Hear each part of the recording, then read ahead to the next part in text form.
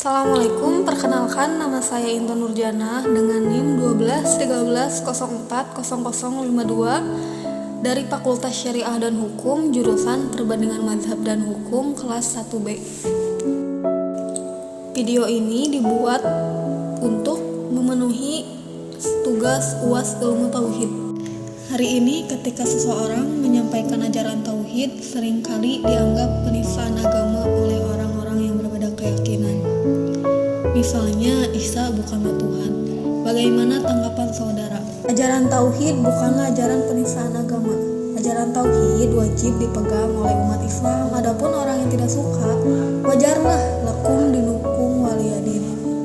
Jangankan orang-orang yang berbeda agama, yang satu agama saja banyak perbedaan. Di dalam tauhid itu ya harus ditegaskan, toleransi itu nggak ada. Kalau fikih baru ada toleransi.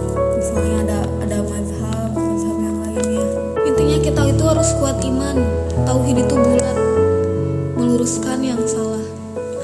Pentingnya marifat kepada Allah. Yang pertama itu tauhid. Tauhid itu ya seperti yang dijelaskan. Yang kedua ada fikih. Fikih itu syariat. Syariat itu harus benar juga. Ada juga yang ketiga tasyawuf, membersihkan akhlak.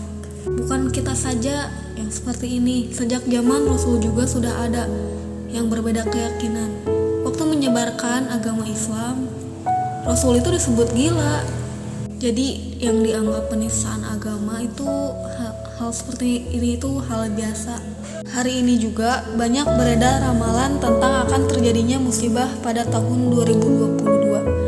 Bagaimana tanggapan saudara dan berikan alasan yang sesuai dengan konsep ilmu tauhid. Menurut Al-Quran surat Al-Luqman ayat 34, Innallaha indahu ilmus sa'ah wa yunazzilul ghais wa ya'lamu ma fil arham wa ma tadri nafsum maza taksibu goda wa ma tadri nafsum bi aidi ardin tamut innallaha alimun khabir. Artinya sesungguhnya hanya di sisi Allah ilmu tentang hari kiamat, dan Dia yang menurunkan hujan dan mengetahui apa yang ada di dalam rahim, dan tidak ada seorang pun yang dapat mengetahui dengan pasti apa yang akan dikerjakan besok, dan tidak ada seorang pun yang dapat mengetahui di bumi mana dia akan mati. Sungguh Allah Maha mengetahui dan Maha mengenal. Berdasarkan Al-Quran yang telah disebutkan, terdapat 5 kandungan. Yang pertama, ilmu tentang hari kiamat. Hanya Allah yang tahu tentang hari kiamat. Manusia tidak akan tahu bagaimana hari kiamat dan kapan terjadinya hari kiamat. Yang kedua, tentang turunnya hujan.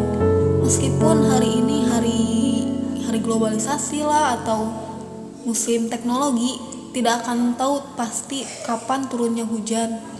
Yang ketiga, apa yang ada di dalam rahim.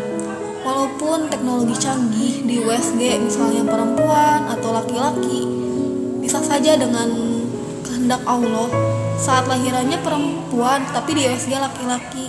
Nah, yang keempat tidak akan ada yang mengetahui tentang apa yang dikerjakan besok. Sesuai dengan soal, kita tidak akan tahu apa yang dikerjakan besok, hanya Allah yang tahu apa yang akan terjadi besok dan seterusnya. Yang kelima, tidak ada seorang pun yang mengetahui kapan dan dia akan mati. Nah, kematian itu hanya Allah lah yang tahu.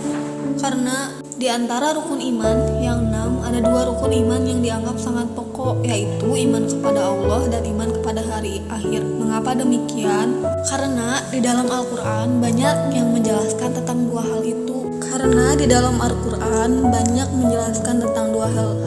Yaitu iman kepada Allah dan juga iman kepada hari akhir. Mengapa demikian?